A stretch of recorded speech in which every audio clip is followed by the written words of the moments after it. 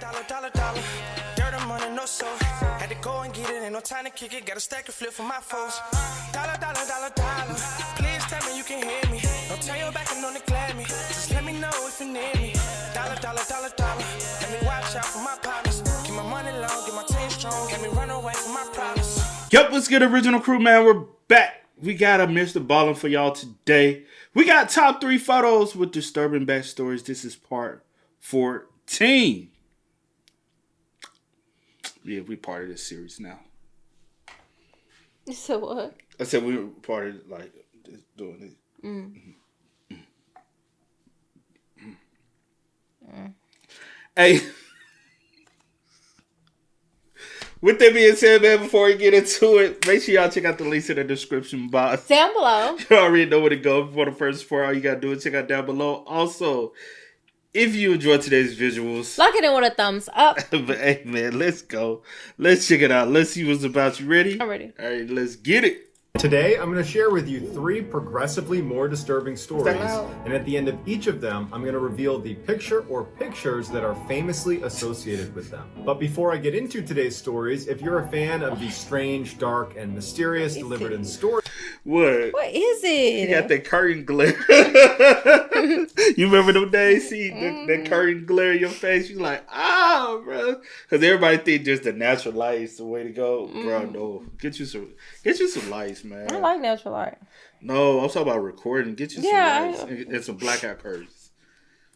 story format, and you've come to the right channel because that's all I do, and I upload 3, 4, even 5 times every week. So if that's of interest to you, please offer to make the like button breakfast, but instead of powdered sugar, use baby powder on their French toast. Also, please subscribe to this channel and turn on all notifications so you don't miss any of my weekly uploads. All right, let's get into today's stories.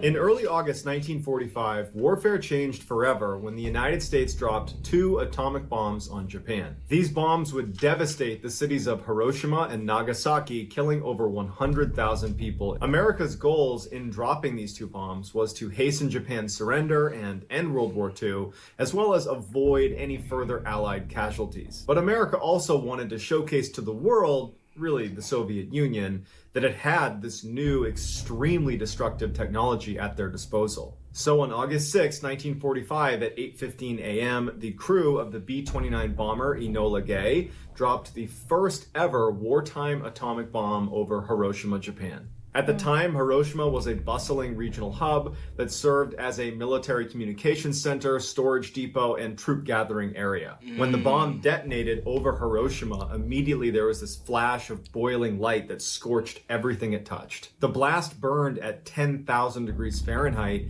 and the 70,000 people that were within 1,600 feet of the initial blast radius were instantly incinerated. After the dust had settled, 5 square miles of the city were just rubble. The Sumitomo Bank was within that blast radius. That morning before the bomb detonated, an elderly resident of Hiroshima had been sitting on the front steps of the bank waiting for the doors to open. They were clutching their walking stick and they had their other arm against their chest right as the bomb exploded. And when it did, they were one of the 70,000 people that were instantaneously vaporized. This Hiroshima shadow, as it's called, is all that is left of this person. Their shadow remained on the front steps of this bank for over 20 years before they finally removed that section of the stairs and brought it to a museum.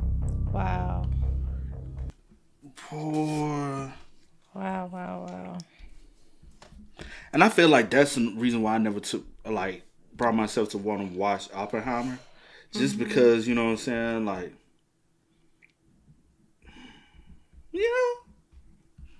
I'm like, I understand, like, it's war and all that, but it's just, like, so many innocent individuals lost their lives, and all because of, like, egos. And it's the people that be affected by it, be the people who, like, probably never want any, you know? Yep. I wonder, what's that, her shadow? Really her shadow, or, like, her ashes of her? You get what I mean? Because it happened like that. Oh, the outlining. Yeah. That's what I'm saying. Yeah. That's sad.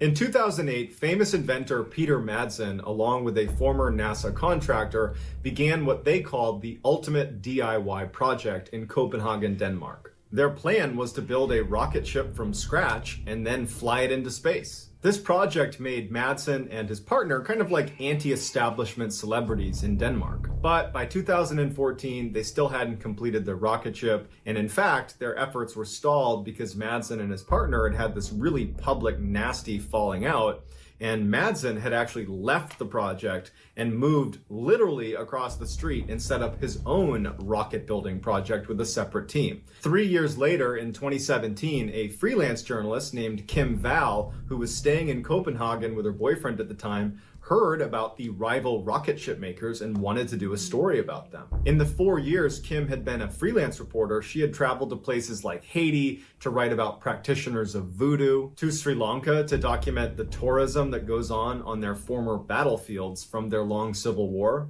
and to Cuba to follow the underground network of people bringing TV and internet culture to the people. Kim was fascinated with what she called the undercurrents of rebellion, and here was just such a story literally down the road from where she was staying. She desperately wanted an interview with Madsen, but he was proving to be very difficult to get in touch with, and as months went on and still no luck, she was starting to lose hope that she would ever get to do this story. But on August 10th, 2017, the day before she and her boyfriend were planning to leave Denmark, she got a text message from Madsen saying that not only would he do the interview, but he would do it that night while riding on his homemade submarine. Prior to being known for his rocket building escapades, it was this homemade submarine that really put him on the map of famous inventors. Kim immediately said yes, this is exactly what she was hoping for, and then some. The idea that she got to write from the submarine would only add to the story. Before she left, she asked her boyfriend if he wanted to come along, and he would say that he was really close to wanting to go,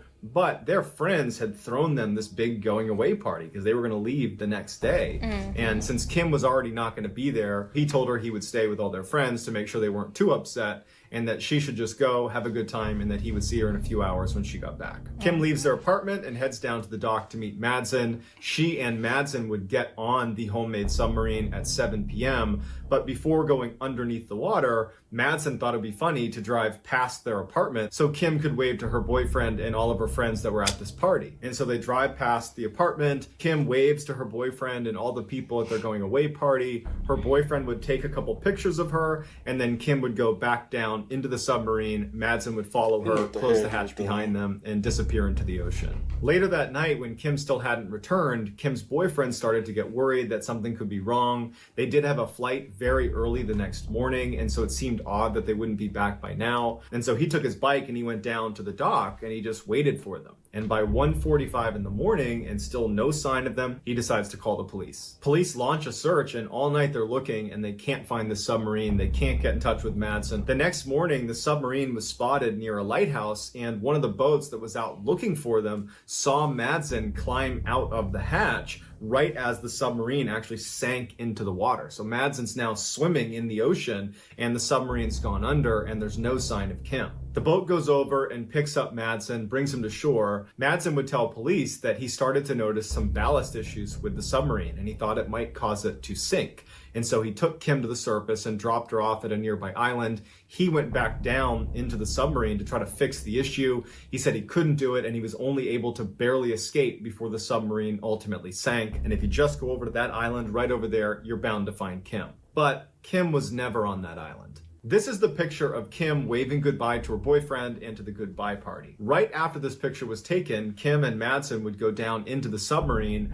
Madsen would offer Kim coffee and cookies, and she would sit down in the control area, while Madsen would step away, go into his room, and begin watching videos of women being beheaded on his computer. Shortly after watching those videos, he walked up behind Kim and beheaded her. 1 month later, Kim's torso would wash up on a beach, and her head would be discovered in a plastic bag along with a knife. It's unclear why Madsen did this, but he had previously tried to get other women to take a private ride on a submarine with him. Kim was just the first person to accept. Madsen was given a life sentence.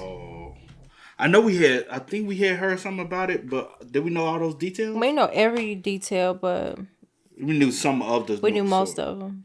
Except for, I didn't know that they rolled past and waved. I didn't know that. And then I didn't know that he dropped her off on a... Yeah. It was just like small details that we didn't know. Yeah. But for the most part, we knew everything else. I wonder, did he even know she was leaving? I wonder how many people knew that they were actually finna leave, or did she like ring him up and say, "Hey," cause she was so persistent with wanting to interview with him, right? And I wonder that she was eventually or one time say, "Hey, I'm like we are planning on relocating like within a near week. It would mean so much to me if I'm able to get this interview with you before I leave." I wonder, did he even know that they were, or it's just a coincidence? Yeah, I get what you're saying. But even with that, it's not even like she was by herself or people didn't know y'all was together. That the last person she was with was you. Like, she's there with her boyfriend. There's friends. Like, they know where she's going to be at. So why did you think you was going to even get away with that? You was just like, I'm just about to do it. Like, this is my opportunity. Every other woman I've got away with it if it wasn't for her torso? Unless they had evidence or blood within the ship. I feel like just putting pieces together, knowing that you didn't drop her off here, knowing you was the last person to be with her. But that's hard. It's hard. It's hard. It's hard to get a conviction with no evidence, though. It's hard, but it's possible. It's possible. But I wonder how strong the case would have been. Lucky, I'm glad they were able to find the head and the torso. So at least she can be put to rest properly, and get a proper conviction with the case. But that's sad. Like, I'm still thinking, like,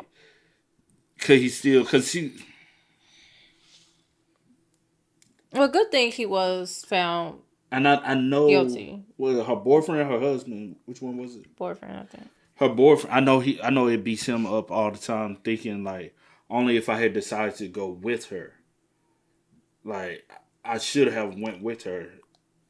Like, I thought about it and I was like, hey, no, you could go by yourself. It was already late when she went. But I also wonder with that, would he have tried to... And that's like, another thing in my head. Yeah. Good thing he was found guilty and they was able to... Get rescue. Well, not rescue, but... Close the case, basically, is what I was trying to say. Recover the body. Recover. Yeah. What they could recover, yeah.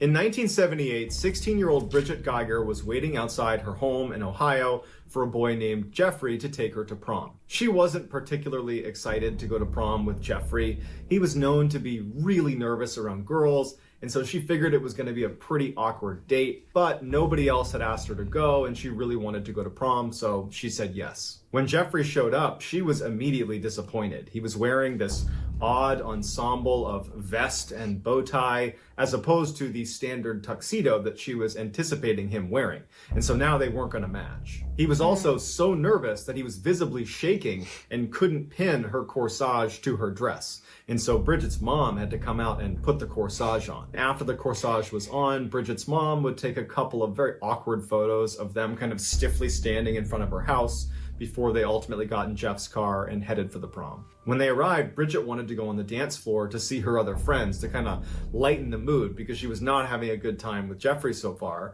But she did stay with him, and it was clear that Jeffrey hated being at the prom. He hated being around this swarming group of teenagers. Bridget felt kind of bad and said, hey, Jeffrey, do you want to go sit down and just grab a bite to eat over at the little food cart they have here? Jeffrey's very relieved and says, yes, I'd love to do that. And the pair leave the dance floor and walk over to the little food court area. As they're about to sit down, Jeffrey pulls the chair out for Bridget. She sits down, he kind of pushes her in like a gentleman, but then instead of sitting down with her, he just walks away without telling her where he's going. Bridget assumed he was just going to the bathroom, but after a really long amount of time had passed, and it was clear he had not just gone to the bathroom, she got up to go look for him. And so she went on the dance floor, she can't find him in the building, and so she goes outside to see if maybe his car's not there anymore. Maybe he just left. and she sees his car. It's still in the lot. When she turns around to go back into the prom, she sees Jeffrey sitting on a curb just eating McDonald's cheeseburgers. And she goes over to him and she's like, "What are you doing out here?" And so he told her that he just wanted to step outside and get a couple cheeseburgers and then come back and he would sit with her while she ate, but they wouldn't let him back in. And so he just went and got more cheeseburgers and thought he would wait here until she came outside. And now that she was outside, she couldn't get back in either. So she just says, "Hey, I'd like to just go home." And so Jeffrey is mortified and he tells her, "I'm so sorry. I wanted this to be a nice evening for you. I'm sorry it wasn't." He drives her home. He says goodbye. She walks into her house. He drives off, and that was that. Bridget only saw Jeffrey one more time after that. It was about a week after prom, and Jeffrey actually invited her to come over his house for what he was calling a house party. No. And Bridget's like, "There's no way this kid's throwing a house party. He can barely stand to be around just me, let alone a crowd of people." But she was polite and said, "Sure, I'd love to come to your house party." She gets there and there's no food, there's no music, there's like 3 people there. Yeah. And as soon as she walks in, all Jeffrey wanted to do was have a seance and communicate with the devil. She was so immediately creeped out by Jeffrey's behavior that after only a couple of minutes, she just turned around and left his house party and did not see him again. Well, until 13 years later when she would read about him in the newspaper. 13 years later, on July 22nd, 1991, Milwaukee, Wisconsin police spot a man named Tracy Edwards running down the road in handcuffs. They run over to him and they say, "What's going on?" And he says that a man was holding him hostage in his apartment, that he threatened to kill me. I was able to overpower him and escape, and here I am.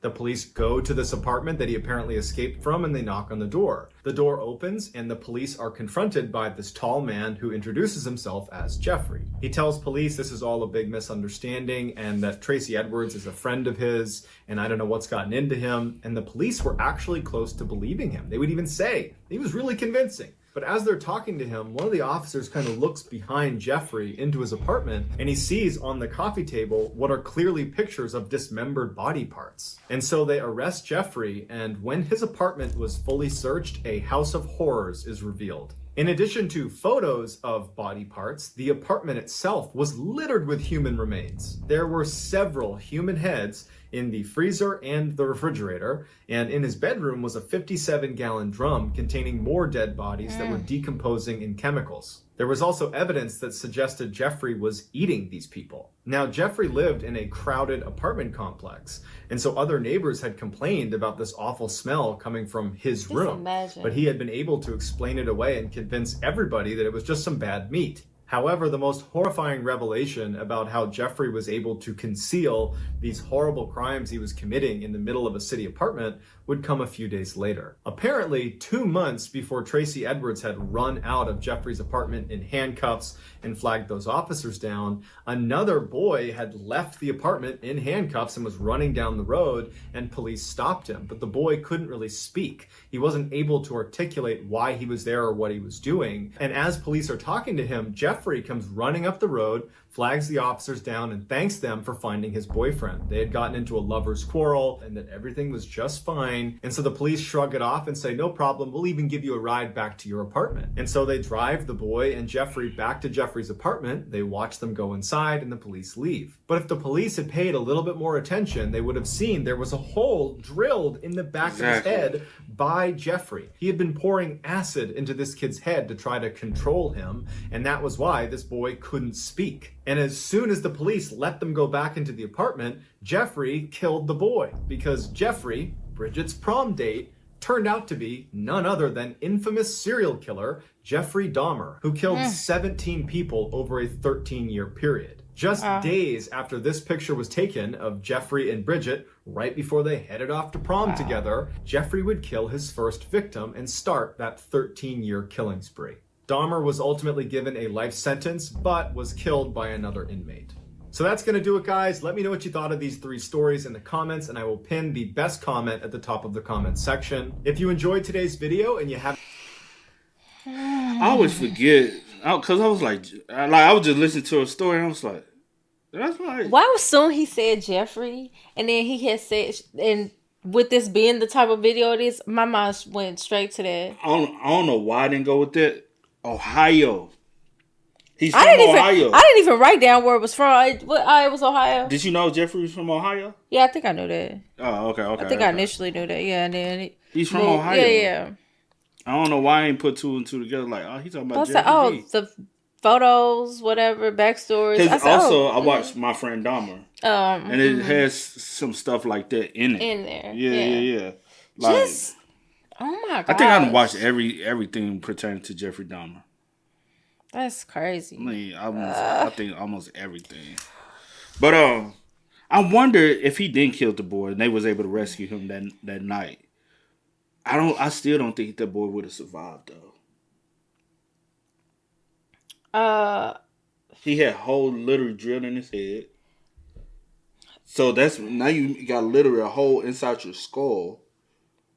A missing piece of your skull, and you pouring acid into the brain. Yeah, we see like miracles all the time. I don't know. I don't feel like he probably would have been the same if he did survive, but only if they were like more attentive, and just like not. Well, the reason why they brushing it off because of what of the time period. Yeah, just sucks. They saw blood, two men together. Automatically assume, oh, he got blood. Y'all probably was fooling around. Like, we ain't gonna. And what's so crazy is the little boy that was running out. He previously had an issue with his brother, with the same boy brother, and went to court for the same situation. Yep, sad. Everything that was just sad. Everything with the Dahmer situation. The reason why it is so crazy is because there were so many opportunities to really catch him.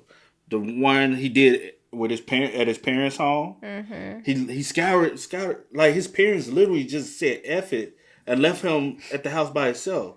He had no parental supervision. He just was a teenage child that was left free to do whatever he wanted to do within the home. Then, so that's his first body. Then he had the one in the hotel room. If hotel, could have paid attention to that situation. Then he had the joints he was doing at his grandma's house. Grandma so nonchalant about the situation. He was getting bodies down there. Everywhere, wherever he could.